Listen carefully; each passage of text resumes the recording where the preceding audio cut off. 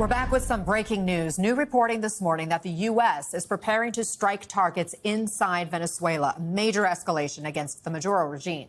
And this is according to the Miami Herald, which has sources with knowledge of the situation telling the paper the Trump administration has decided to attack military installations inside Venezuela, and they could come at any time.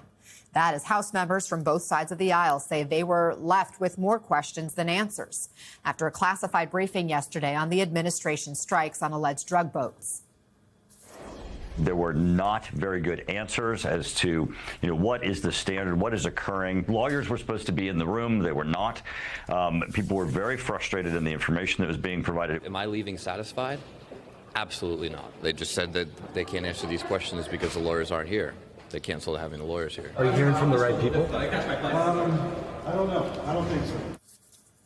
Since early September, at least 61 people have been killed in 14 known strikes in the Caribbean and the Pacific. For more on this, let's bring in MSNBC senior national security reporter David Rohde and retired commander of the United States Army Europe, Lieutenant General Mark Hertling.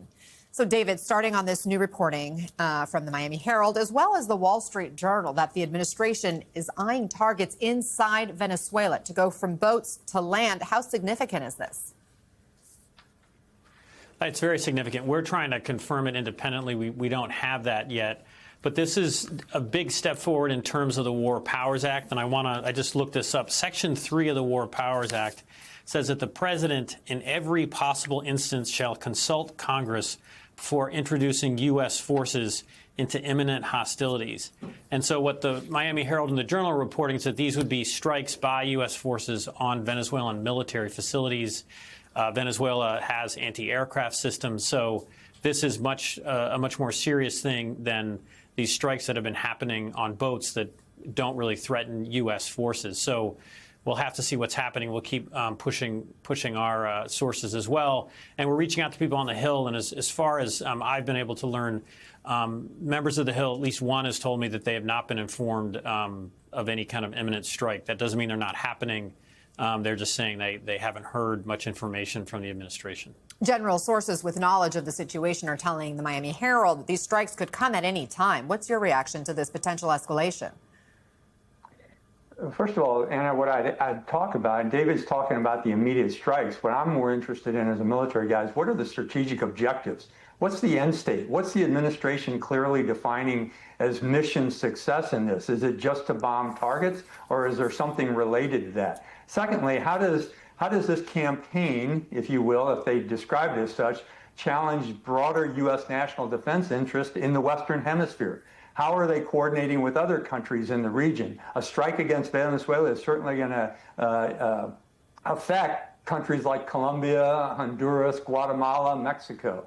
And have they assessed the second and third order effects of a major naval air strike capability against Venezuela, against not only the other countries in the region, but what does that end state look like? And is there a difference between what they're claiming is counter-narcotic operations, that was the original take they mentioned, versus what appears to be either a destruction of the Venezuelan military or first strikes and an attempt to regime change? So that's just a small portion of the questions I would have as a military guy, and saying, are there other people reining this in? You get into the legal ramifications like David just said and what's in the War Powers Act. You also get into operational transparency. The American public have a right to know about this, and that's why Congress is so interested, and they've been pushed aside on every request for what is happening in terms of the targeting of these boats.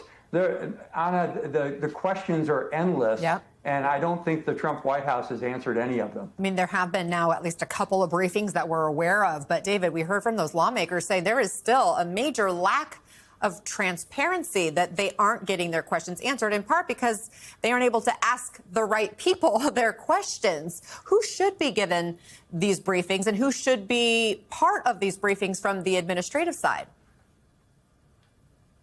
Well, one basic thing would be, usually these are more intelligence focused, but the Gang of Eight in Congress gets to know before there's any major operation. There's maybe some gray area in terms of the military, but those would be the chairs of the House and Senate Intelligence Committees and the ranking members and the Speaker of the House and the Majority Leader in the Senate.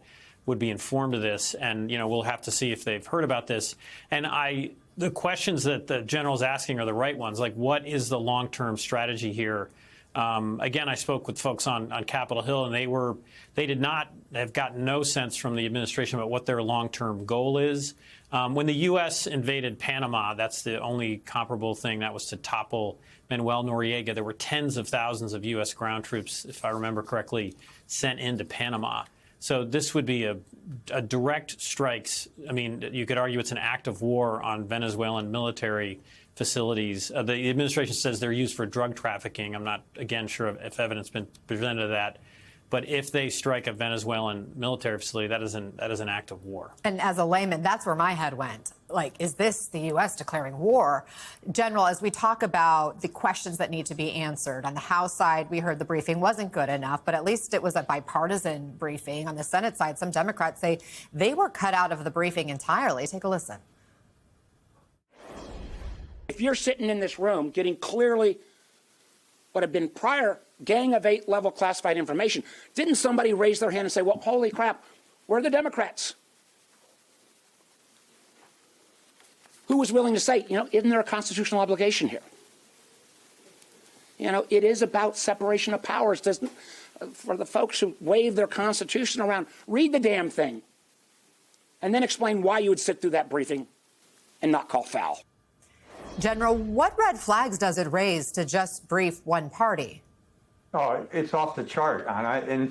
And here's what I think the senator is getting at is not only are they not getting the intelligence they need to commit to potentially an authorization for use of military force, but I'm going to take it down to my level. You're putting American men and women, their soldiers, sailors, airmen, Marines, in harm's way. And the nation needs to understand why that's happening. And the question you asked earlier is who should be giving these briefings? Well, I don't know who was in the room providing them. The lawyers are certainly a part of it, but I think it should be not only the president or the vice president, the Secretary of State, the intelligence community, as David said, the Secretary of Defense, the chairman of the Joint Staff, and the person who has to execute the briefing is the Southcom commander, which we know right now that's an interim commander because Admiral Halsey retired just a few days ago or offered his retirement because he had contention with some of the things that were going on down there. So you're seeing probably a couple of people push these strikes at the behest of the president when you're putting men and women in harm's way, and that's just not the right way to go to war. David mentioned Operation Just Cause in 1989 when we went in and took out a leader of a drug cartel who was also the head of government, Manuel Noriega. That took literally weeks to determine. There was great planning. There was intelligence sharing between the Pentagon, the State Department, and the Congress. And this seems to be rather haphazard and almost covert on the part of the government in terms of what they're about to do. And I know you have so much experience from those days. Lieutenant General, you have a book coming out too, right? Remind us what that's called. I do. It's a book called If I Don't Return. It was based on some journal entries I made during Operation Desert Storm, and then our oldest son asked us to expand it to cover the last 30 years of my career. So it's a reflection and some entries on the military, the changes in our military life, love, emotions, anxieties, and military families. So I think it's more of a reflection of what's been happening since 1990 in Desert Storm. Well, we look forward to that. I know it is going to be out in the new year. Mark Hertling, David Rohde, thank you both.